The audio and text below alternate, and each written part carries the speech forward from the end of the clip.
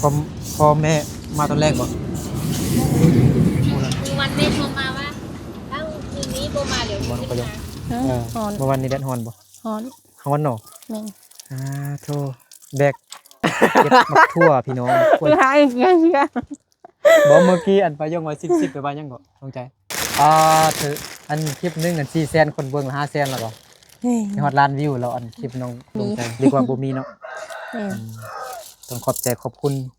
ผู้ใหญ่ใจดีผู้ใหญ่ใจบุญหลายๆเนาะเรามาเงินน้องประยงก็เราก็สิเอาเงินสดให้น้องเนาะ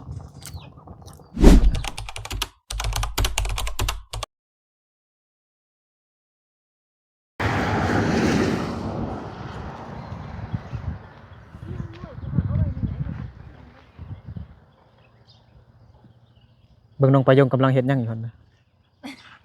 สบายดีน้องประยงสบายดีเอาทักทายสบายดีพ่อแม่พี่น้องเบิดสุขสู่คนเด้อยินดีต้อนรับเข้าสู่ช่องบ่าวนึกเผาไกล โต กระโต มาจังเนาะอีโอ สบายดีฮากระโตกับน้องประยงอีกแล้วเนาะน้องดวงใจมาลินนำน้องประยงอยู่คนเดียวไอ้ลาไปยังมื้อนี้นะฮะไอ้ลาไปให้หรอบ่ คืนนี้โทรกับแม่ เออ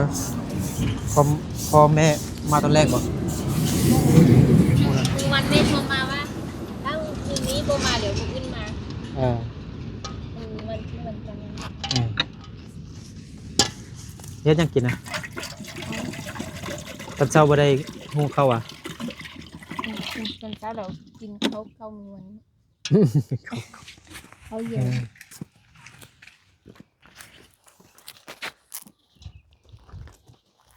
ใส่ดวงใจดิ จ้า ใช่ เดี๋ยวนะ ใช่สบายดี สบายดี น้องดวงใจดิ อุ้ย ใจปลาน่ะ ไอ้นึก ฮะ นี่อื่นมันยังเหรอ ไม่ยังกันนะ น้ำดิ้นหมูอ่ะ เพิ่งน้ำเพิ่งติมันเป็นหยัง กินได้นะ มันกินได้นะกินกับข้าวนะฮะเบิ่งดูให้ FC เบิ่งดูน้ำเพิ่งผู้ใดได้ ไอ้ล่ะ ไอ้ล่าเด้อไอ้ล่าไปยังกับมื้อนี้นะ ไม่ได้ไปอยู่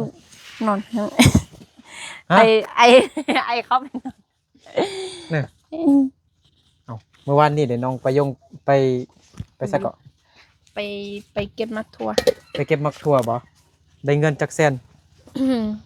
เส้นไป แสนปลายบ่ เหนื่อย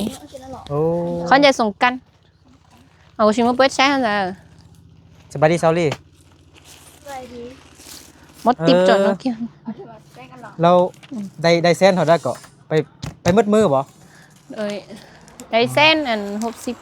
60,000 แสน60,000 ฮะประยงยบเอง โอ้ประยง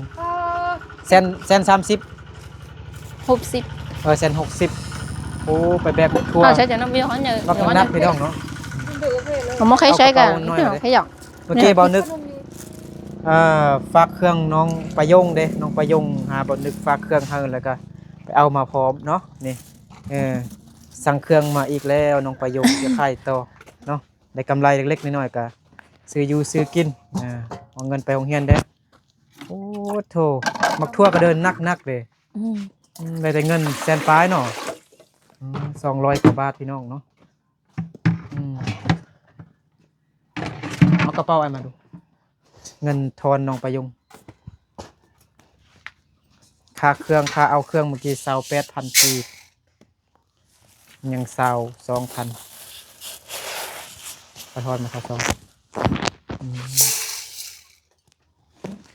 ขนมกินนำกันเด้อมันก็ของกินได้นี่มีหยังนี่ดีซื้อของกินปิ้งขาไก่เด้อ ขอบใจเด้อ แม่นบ่ปิ้งขาไก่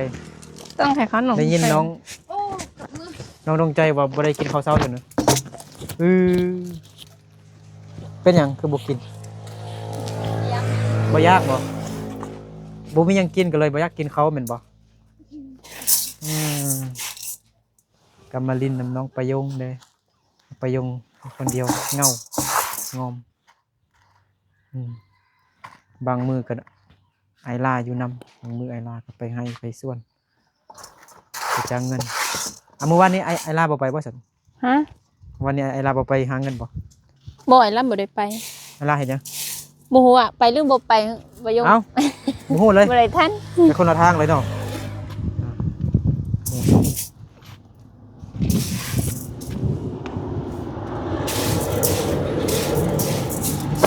เขาเบิดแล้วมื้อเช้านี้น้องประยงกินเขามื้อวานนี้บ่เขาเก่า โดย เบิดแล้วหุงเขาอีกโอ้น้องดวงใจยักเข้าแล้วเนาะจึงได้เข้าบ่สุกเด้อกินขนมก่อนก็ได้เอ้าดวงใจ ได้เนาะขนมมันได้นะ จ้าเนาะขนมเจ้เอาขนมพ่อแม่น้องประยงสิมามื้อแรงเนาะ น้องแดงบ่มาเดี๋ยวมื้ออื่น นะ อาปงกับมา อาปงกับมาเข้าเงียนมื้ออื่นเนาะ โดย อ่า ถ้ามื้อนี้บ่ทันมาเดี๋ยวมื้ออื่น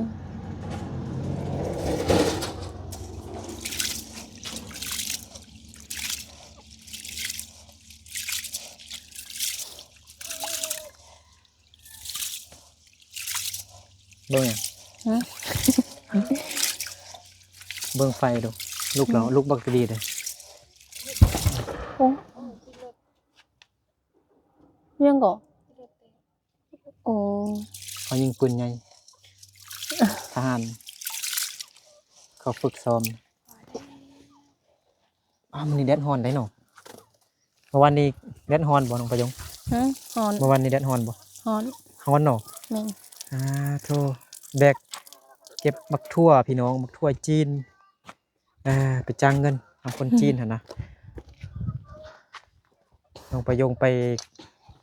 กับผู้ใด อืม ไปพา เอ้ยเพอก็อันกับอา แม่นคำน้อยหั่นน่ะ อ๋อ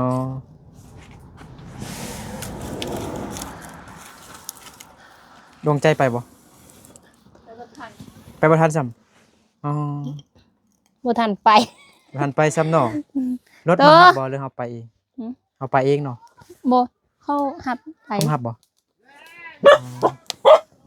คนจีนเขามารับบ่ เลยบ่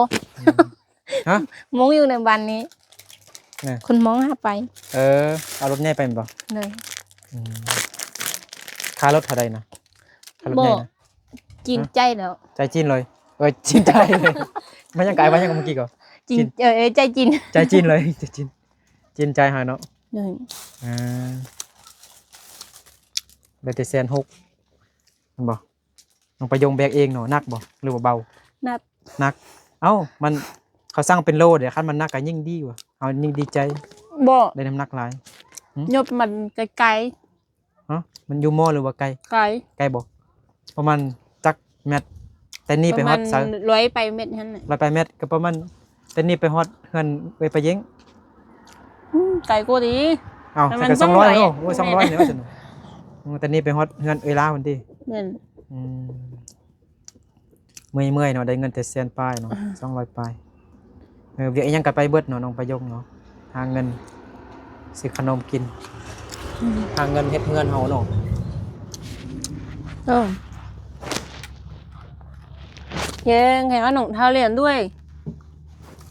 ประยงก็อยากกินข้าวติมื้อเช้ากินข้าวแล้วบ่ กินแล้ว กินแล้ว จะนะเมื่อนานหนูจะนะน่าถูกกันน่ะ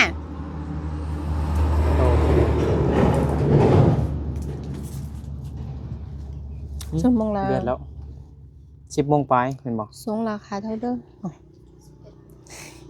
11โมงแล้วนะเอ้าไวเนาะเอาเมื่อกี้มาคือว่า9โมง11โมงแล้วมันเดียวซื่อๆเนาะ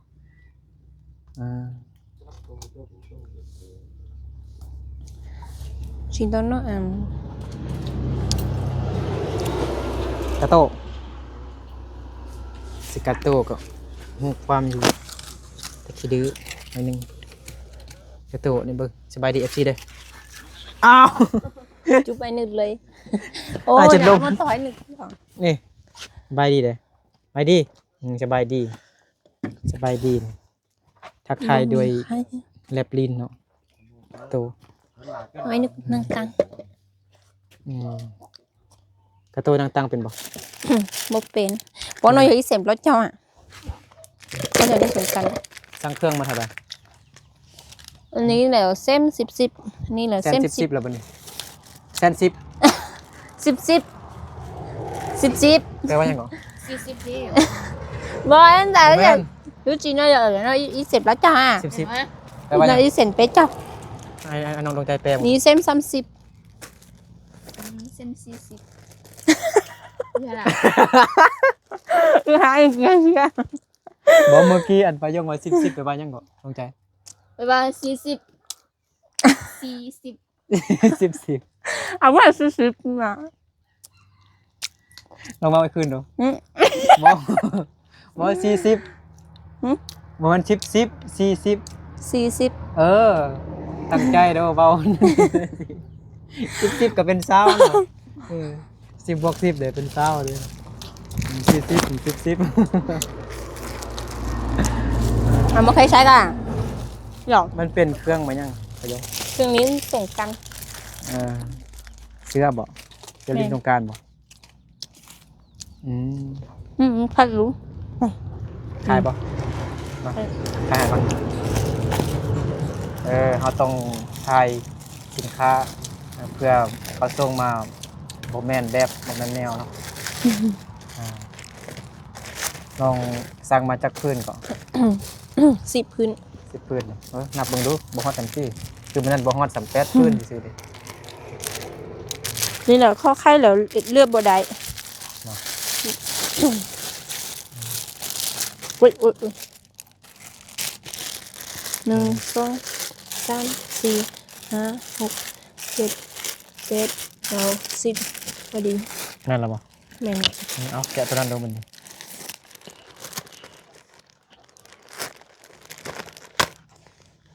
ต้องใช้อังเปย คืออันนี้มันหยังเครื่องหยัง นี่ส่ง ส่งลงประโยคใส่บ่ บ่ เขา สั่ สั่ ง ง โดยปุรงกันอ่ะ พื้นเท่าไหร่ นี่ฮะ พื้นเท่าไหร่ เส้นสาวเก่า ชั้นเสาเขา โตเอาปุรงกันอ่ะแต่ปุรงกันเราจะถามว่าจะอะไรอ่ะ ผู้ได้สั่ง มูยงยัน มูยุงเฮียนบ่ อันใหม่ 40 ปุรงกันแต่ผีก็ได้นะ น้องดวงใจนุ่งคืออยู่ คืออยู่ คือประโยคนุ่งก็คือ ยัง จังห ใจ วะนุ่งเขาเต้น TikTok เนาะ บ่ของลูกค้า บ่ของเฮาก็มีเลย มี เออถืออันคลิปหนึงอัน400,000คนเบิ่งละ500,000แล้วบ่มีฮอดล้านวิวแล้วอันคลิปน้องดวงใจ เห็นแล้วบ่ ดังๆนั่น เค เลย ย เบิ่งดังแล้วเนาะ โต ดังแมบบ่แม่นดังแมบเนาะดังน้อยเนาะ ดังไฟ น้อยๆเมื่อกี้เห็นยังดวงใจ เมื่อกี้เห็นยังขับรถยังรถจักรเอ้า คือ น้องดวงใจขับรถจักรบ่เป็นเหรอมันบ่ เด้อ ให้น้องประยงสอนเฮา ไปลีสั่ง อ๋อ สั่งมาค่ายไหมนี่นั่นเป็นเส้น ขึ้น 10 เท่าใด ฮะ ซิม10แสน40แม่นบ่ แม่นเป็น10พื้น 10ตัวเส้น40อ่ะ หน่อย ตัวเท่าใด ฮะ ตัวเท่าใด บ่เข้า น้องค่ายนะ แม่นเข้าบ่เฮาเลือดแล้วเต น้องค่ายตัวเท่าใดตัวเท่าใด ยังบ่ฮู้ เอ้าไม่ได้เลยเอ้า ท่านบ่มีเก็บไปทางนี้ บ่มีมีแต่อ่อน เอาบอกแม่ FC บางทีมี FC อดนุ่นน้องประโยงฮะใครตัวเขาได้ 39บ่ฮู้39 29อันนี้เอาเราบ่ต้องการจ้ะ ฮะตัวละ39เนื้อ เลย39 35แล้วบ่ฮู้จังเบิ่งไง บ่ อ้าวโอ้ย น้องโตบ่คือกันคือจังได๋ บ่คือกัน มันตัวก็ได้เสื้อมันตัว อีหยังก่อนนี่ โซหลังออก โซหลังอ่ะ ฮะตัวหลังบ่ แม่น จำนี้ว่าอย่าง เอามันคือบางแท้ ฮะเป็นจื้อ แล้วข้างในได้ใส่มายังคั่นน่ะ ฮะ บ่ใส่ยังเลย เด้ ข้างในใส่อันนี้เนาะอันบ่ แม่น แล้วตัวนี้เด้ ตัวนี้เออ มัน ขาย จะ เท่าไหร่39,000 39 อ่า ใส่ เอาไล่ก็ลดให้เนาะบ่ แม่น เอาไล่แม่นเท่าไหร่ตัวเท่าไหร่เอาไล่ เอาแล้วไล่ตัว29คันเอาไล่ตัว29อ่ะ mốt còn nó còn lúc cho nó là cho trong in là ông chả tôi sành nó cũng không cái mà ใจดีกะอุดหนุนน้องประยงเด้อเนาะน้องประยงก็ ว่ามาก่อน เฮ็ดเงินมานี่ดินให้ได้แล้วดินยึดที่ถึงฟ้าพุ่นเงินมาน้องประยงกำลังหาเงินสิเฮ็ดเงินมาดินให้ได้แล้วแต่มันอยู่ไกลจากหน่อยเด้อดทนมันก็เป็นดินเฮาแล้วดิเอาเป็นเจ้าของแล้ว đi qua mô mì ดีกว่าบ่มีเนาะ nè ต้องขอบใจขอบคุณผู้ใหญ่ใจดีผู้ใหญ่ใจบุญหลายๆเนาะที่ซื้อดินให้น้องประยงในราคา 5,000 บาท 5,000 เป็นหมื่นกว่าบาทหมดเลยทั้งซื้อดินทั้งปรับดินเลย rồi có một bảo là mua นี่ em ก็ từ bao น้องประยง chuộng แม่น้องประยงก็ không có cờ mà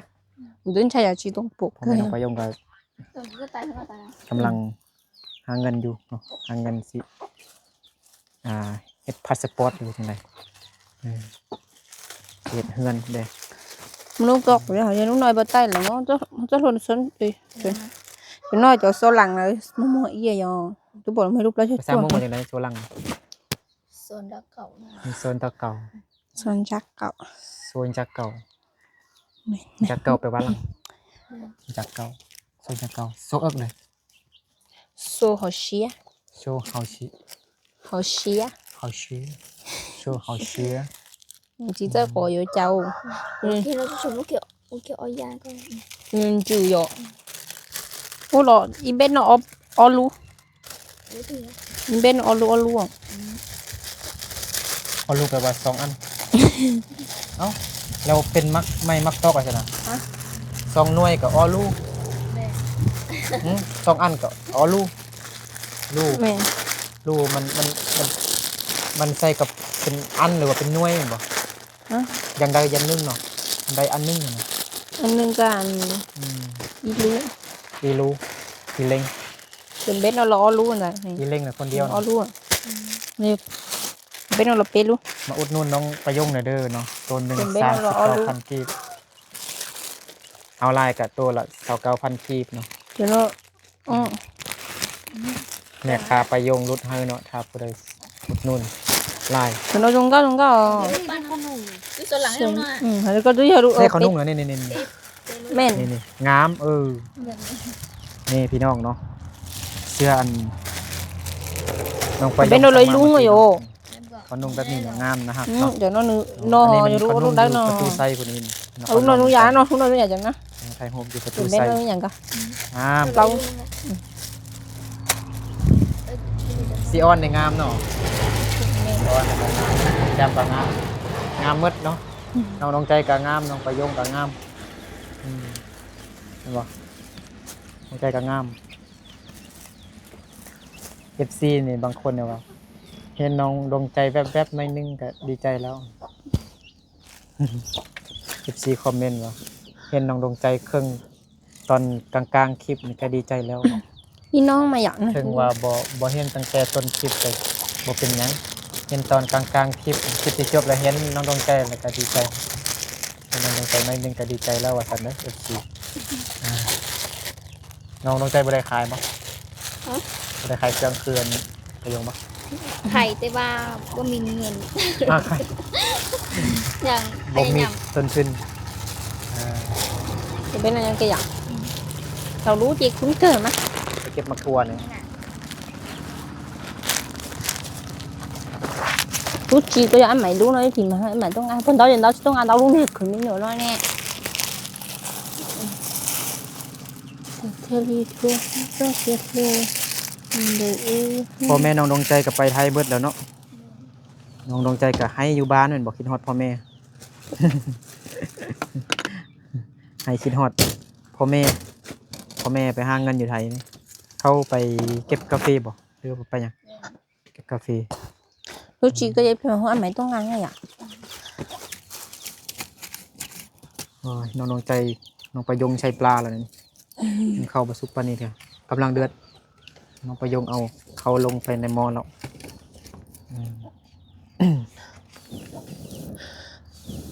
สิเฮ็ดยังกินไม่สวยนะ บ่หูยังบ่หู กินข้าวแล้วลาบบ่ เลย เข้ากับน้ำ กิน กินข้าวกับน้ำเนาะ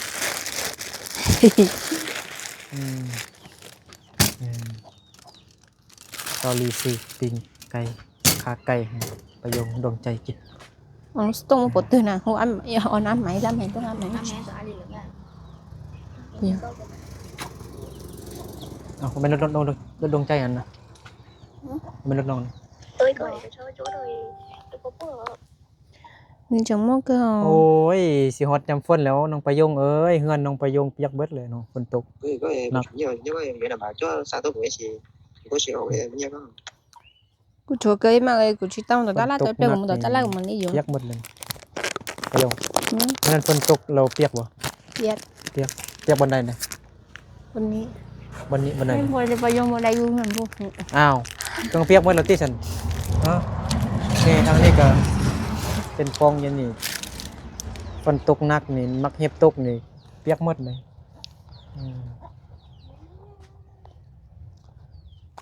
Có lâu chè ao lâu chè nó play có mà tôi ngại tao nó Hừm ผู้บ่าวสั่งเครื่องนำเนาะ ฮะ Phút sau เอ้าคือเป็นเสียงผู้หญิงหรือผู้ชายจังนะ ai yêu mường phiềnเราว่าถ้าไปยงมีเงินเดี๋ยวซื้อบัตรให้เราดิเดี๋ยวเรามาเราเสียเงินให้ไปยง อยู่เมืองเพียงอยู่บนใดหั่นน่ะบ้านหยัง เขามาจ้างเงินมาให้จ้างอยู่เมืองเพียงแล้วบ่ฮู้ว่าบันได้ อ๋อเราถามจังได๋ หึ เราว่าจังได๋ แล้วว่าถ้าไปยงมีเงินเดี๋ยวซื้อบัตรแล้วก็บัตรหนึงให้เราดิเดี๋ยวเรามาเงินไปยงเราเอาเงินให้ อ่าเอ้าคิดว่าเอาเงินให้น้องละล่ะบ่แม่นซ้ำ บ่แม่น หาน้องไปซื้อบัตรให้เอิ้นบ่ เลย อ๋อ เราบ่ทำไปซื้อเทื่อ อ๋อคิดว่าไอ้คนนั้นใจดีคิดว่า น้องประยงบ่มีเงินใช้แล้วบอกอ้ายเดี๋ยวอ้ายสิเอาเงินไปให้สินะบ่แม่นซ้ำ บ่ เนาะอ้ายคนนั้นหาน้องประยงไปซื้อบัตรให้แล้วโคตรทายให้เราเห็นบ่ เลย บัดเรามาเงินน้องประยงก็เราก็สิเอาเงินสดให้น้องเนาะ โต เราจะกินข้าวหรือเล่นเลยเห็นบอกแกงหางกระโตกระยักเข้าคือกันดีใจแล้วมื้อแรงพ่อแม่น้องประยงมาแล้วมวนซื่นสนุกสนานแล้วบัดนี้ มีโตะ นี่เขาไปไหน บ่ฮู้แท้อันนี้งาน อันใดซอรี่สั่งฮะ เสื้อตัวเดียวค่ะ ในราคาเท่าได้เหรอ ขอบใจดวงใจ ก็ส่งอ่ะ เลย อันนี้เสร็จแล้วซับผ้าเอาลายอะไรซับสิ แม่งชัด15,000ตัวหนึงนะกระโปรงก่อนนะ ความอันนี้ตรง อันนี้ตัวพวกบ่เอ้าเครื่องมันนั่นดิส่งกลับเลยบ่เขาหับบ่หรือว่า บ่ เอาทิ่มเลย ส่งอันที่เราบ่ได้ส่งนั่นน่ะเราโอนเงินมาคืนเดี๋ยว น่ะ บ่ได้เอาทิ้งเดี๋ยวเอาไว้หั่น ยังจากโตฉันนะ อย่างเป็ดโตคือเก่า อ๋อ ใครเลี้ยง เราโอนเงินให้เท่าไหร่ 54,000 54,000 54 นี่ 54,000ต้องจ่ายไป300,000พุ่นเด้ฮะ อันนี้54น่ะหรอ 500,000 chỉ chụp lão à แสน chỉ สี่ chụp lão hả แสนห้าแสนสี่ฮะ ยาไปเชี่ย chỉ chụp lão à ไม่ยังก่อน เชี่ยแล้วเชี่ย54หมด à chứ muốn số tiền cho cháu hả cô ไม่ยังก่อน54,000ฮะ 54 เชี่ยแล้วหมดสิไหมเชี่ย แสน45หรือว่าเนี่ยนะ mới thấy chưa còn thấy không chỉ chụp lão à จีเจ้าเปล่า จีเจ้าเปล่า 54มา จีเจ้าเปล่า như vậy 54,000เหมือนกันนึง เยอะข้าวสุดท้าย54ได้จังเลย แต่น้องประยงเสียเงินไป200,000ปลายพุ่นเนาะ แม่น 200,000 300,000พุ่นเนาะอ๋อไข่เลยไหมตัวละ10,000 เนาะเดี๋ยวขายอยู่ว่า8ตัวกับ80,000ก็สิเอาอยู่บ่ตัวละ10,000เขาน่าจะเอาอยู่เด้ขายอยู่เขตนอกพุ่น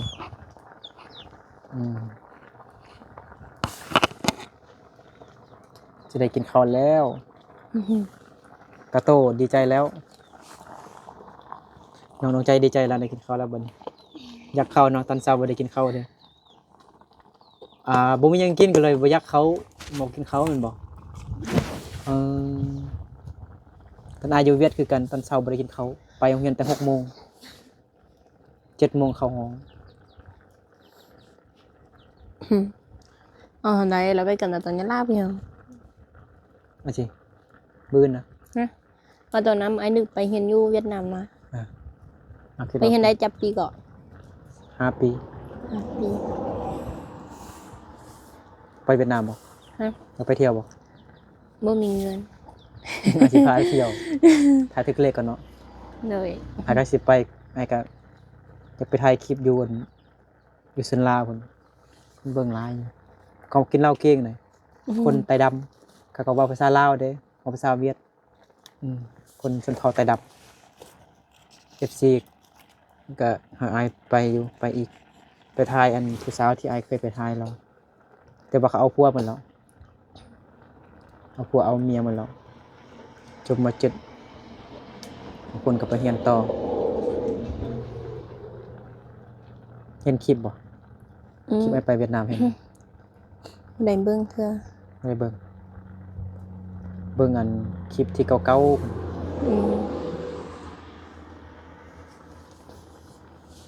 ผู้สาวไตด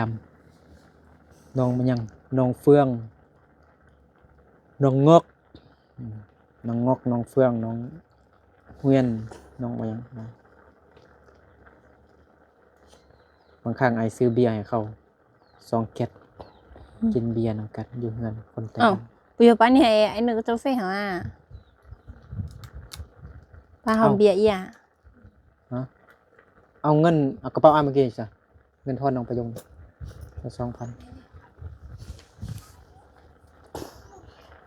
คิดว่าหลายน้องประยงว่าเครื่องหลายเด้ต้องเอาเงินไปหลายๆว่าซั่น28,000ซื่อ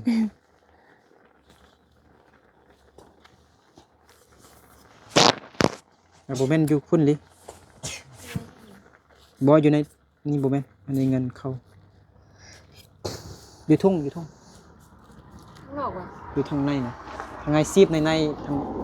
ทุ่งใหญ่แต่ว่ามันจะมีซีบน้อยอีกนะเห็นบ่โอ้ยเข้าสุกแล้วเงินน้องประยงเงินทอนน้องประยงประยง สี่ว่ะ ฮะ2,000 sao เดี๋ยว4,000นะฉันนะถ้า4,000ก็เอาไปเลยค่าเครื่อง28,000 17 บวก 11เอ้ยแม่น 28,000กินข้าวละกับกินข้าวกับน้ำของน้องมื้อนี้เนาะ rồi หรือว่าอันนี้บ่เฮากินบ่ vào đây กินขี้ดื้อเนี่ยบ่ปาดหูนี่กินเนาะนี่ปาดหูการ์ตูนกินเนาะนี่ขี้ดื้อมื้อนี้ไปโรงเรียนเด้อ rồi ไปโรงเรียนบ่บ่ได้ไปติเนาะ bánh บ่เฮาขาดนะ khắp hình nhang เฮาขาดเองนะโรงเรียนบ่พักแต่เฮาพักเองตอนอายุมตอนเข้าโรงเรียนม1 ฮอดม7บ่ได้ขาดโรงเรียนเลยนอกจากวันเสาร์วันอาทิตย์หรือว่ามีเวียกจำเป็นที่อาจารย์ให้ขาดจึงขาดคืออาจารย์ให้ไปซอกอันมักปีบ่เวลามีงานอีหยังอยู่โรงเรียนน่ะนะมีงานวันที่8เดือนบ่แม่นวันครูแห่งชาติมันยังอาจารย์มักให้ไปซอกมักปีมาเฮ็ดกินซื้อซีนหมูมาเฮ็ดกินโรงเรียนอาจารย์ให้ขาดจึงขาดเพราะนั้นอ้ายนึกยังเรียนปึกอยู่ การเรียนจะเทื่อเลยขาดแต่ตอนอาจารย์ใส่เวียกมันยังสิอาจารย์ให้ขาด วันนี้เมื่อยแห้งเนาะเจ็บเอวบ่เจ็บหลังบ่ เจ็บ วันนี้พักผ่อนเนาะวันนี้ไปหาเงินแล้วได้เงินพอซื้อของกินเอ้ยพาน้องได้หลายบ่ได้สำกันบ่ ใน ร่วมกันบ่หรือว่าเก็บคนละเป่าเลย คนรับเป่าเลย ต่างหากแล้วเนาะเก็บ เรา ข้าวเก็บมันเลยเนาะ เราได้ส่งเส้นไปเพื่ นั่ อน ได้เส้นไป ผู้ได้2แสนไป ฮะ ไอ้พาเอิ้นน้องลานบ่หรือว่า แม่คำน้อย เอ้ยเพอนู่นละ แม่คำน้อยได้เท่าใด บ่ได้ท่าน บ่ได้ถาม ประมาณ2 เส้นดี 2แสนปลายเนาะ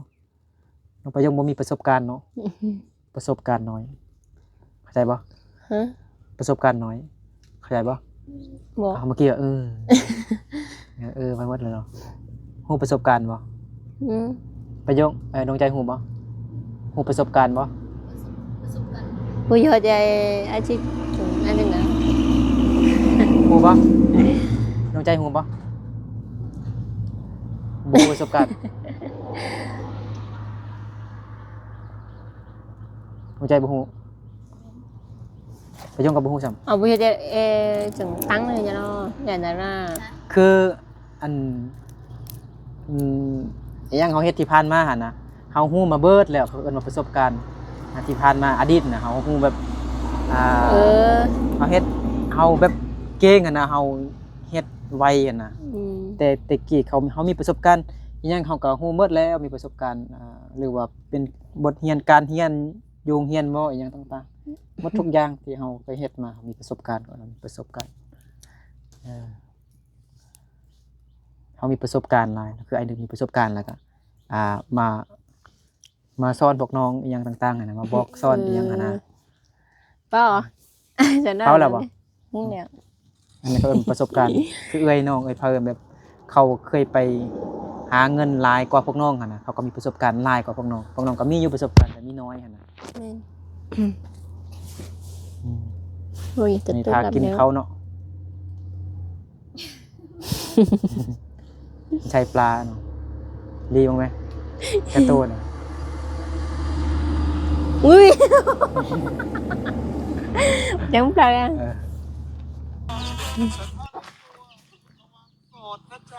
เข้าห้องบ่สุกเถอะบ่น้องพะยง อืม ยังประมาณจักนาที บึงก่อน กินได้แล้ว เอาคุณเลย กินแล้วจะหมอบ้านน้ำหมอยอ่ะ หนังมือ มึงจะเตะบ้านน้ำหมอนะ เจ้าอย่าล้างมือเจ้าสดเตะน้ำมอนึกเว้าได้แล้วเนาะแม่นบ่เจ้า จ่า ส่ง จ่า เจ้า จง ยง เลยจง อืม ไปยงซื้อไว้จง แต่เขาเอิ้นว่าไปยงเนาะอยู่ในโรงเรียนแต่ว่าเป็นมงนี่มันเขาเอิ้นว่าซงเนาะดวงใจ มัน มัน เลยแล้วก็ เจ้าแม่นบ่เจ้าถึงเจ้า ดวงใจเป็นภาษามงว่า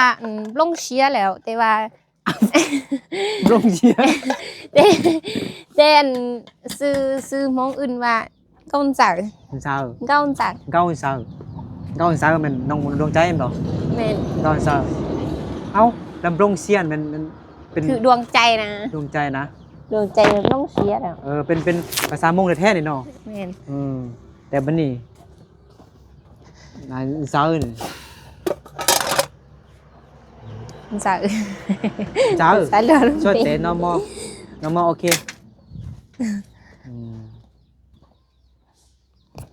น้องมอบ่มีหยังกิน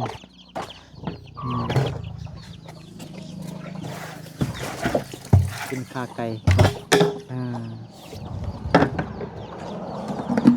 สุขสันต์วันเกิดบ่าวนึกพี่น้องเนาะบาสลองอยู่กันน้องประยงมันก็ไอ้นึกกินข้าวแซ่น้ำ ได้โซ่อันนั้นกี้คอยนึกจะรวยโซ่ให้สั่งจ้า มันเกิดบ่าวนึกเราให้น้องประยงกับน้องดวงใจผู้ละ50,000 อุ้ยดีใจที่ดี ไปซื้อบัตรเติมเน็ตจะหาผู้เบา เข้าใจเลย เลยประยง ใจเด้อ เลยเอาสวัสดีนอมอครัวเอามอครัวแปลว่ากินข้าวละลาได้เนาะก็เอ้าค่าไก่ดิน้องเป็นใจไปไป เป็ เฮ็ น ด นั่นจ้ะบ่จะหมดจ้ะ ไอ้ล่าเดี๋ยวบุกินตอนนี้บ่ แล้วก็ตอนนั้นหมอล่ะ อืม นี่มาเจ้าก็เนาะ น้อยใจน้องประยงกินข้าว ก็หมดเท่ากันมาดูไตอีกแล้วฮะ อืม อาชี ก็เดี๋ยวมันจะเอาอย่าง อืม เดี๋ยวมึงจะเอาชิ้น น้ำ นะ ใส่เอาน้ำใส่ถ้วยกินข้าวกับน้ำเอาออกจากไม่ฮีบไปหน่อย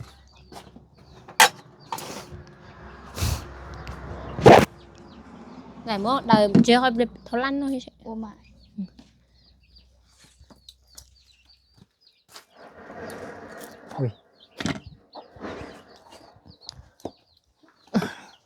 แดงบ่แดงให้ไอ้ลาบ่ แม่ง แดง ใหญ่ไล่สิมา เอากระดูกเอาให้ไอ้ลากิน ได้ ซีดเนี่ยเอาใส่ถ้วยเฮาหมด อีเอากันดูเถอะไอ้ล่ะเอาเจอnó lăn nha mình làm mà sợ nó lại lạ cứ chơi ở tay đó cái mình nó หักอายกับจงให้อายเลย บ่หักก็ต้องจง ต้องเอาไว้ทุ่งๆเลยจังหน่อยกระโตงับ กินเบิดเลย คุณตัวเตะละ ไอ้ลาบ่ได้กินซ้ำกินหมอครัวได้น้อง khi ai lấy bữa đại kinh cả ya เอามานั่งไป mình tê nó mỏ Chạy mắt. mình tê luôn มาเอาตังค์มานั่ง à tao là nó mỏ ไอ้นี่ à จะกินแล้ว tao là nó mỏ sao จิเนาะ tao là nó mỏ บอกเอาตังค์มานั่งนอมอ à chị nó อาจีนออยู่ อีหยังอยู่ ơ มากินข้าวนะน้องใจสิกินอากาศบ่ เอาไปกระโตจังนั้นจังกินก็ได้ cu cu cu cu cu cu cu cu cu cu เอา Tô เกลือไก่ก่อนจะกินข้าวเหรอ rồi เอาต้องให้ไก่กินพร้อมกันเนาะกับคนเนาะมันบ่ cu cu cu cu cu cu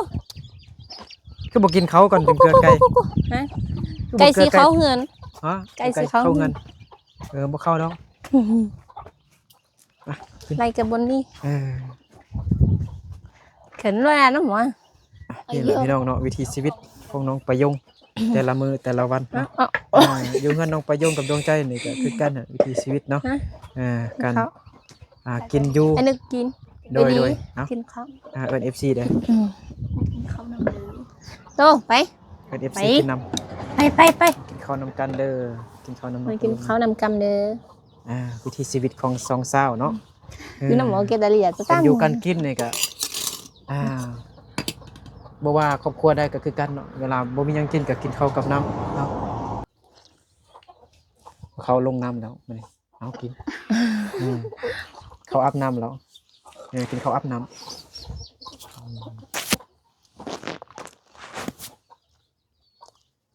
แซ่บบ่ นี่ประยงน้องสาวคันประหยัดกินอันซี่นั่นเอาทรายหรือว่าเสือกไอ้ยังก็ได้มามัดแล้วก็ห่อยไว้แล้วก็ดม แล้วก็ตักเข้ากิน มินี่ก็ได้นึก ดมแล้วก็กินเนาะแบบประหยัดมัธยัติประหยัดก็กินนะ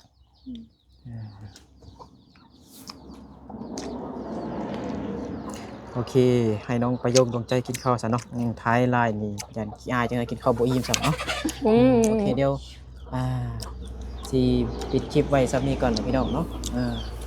ก็ขอบใจขอบคุณ FC เบิร์ดสุขุสุขคนที่เข้ามาติดตามรับชมคลิปเนาะแต่ต้นจนจบขอให้ทุกคนจงอยู่ดีมีแห้งสุขภาพเข้มแข็งแข็งแรงสิได้ไขมันร่ำรวยเงินทองเด้อ รู้ว่าจะมัน ต่ ต่ อ อ คลิปนี้ก็ลาไปก่อนพี่น้องเนาะดวงใจประยงกลับก่อนบ๊ายบายบาย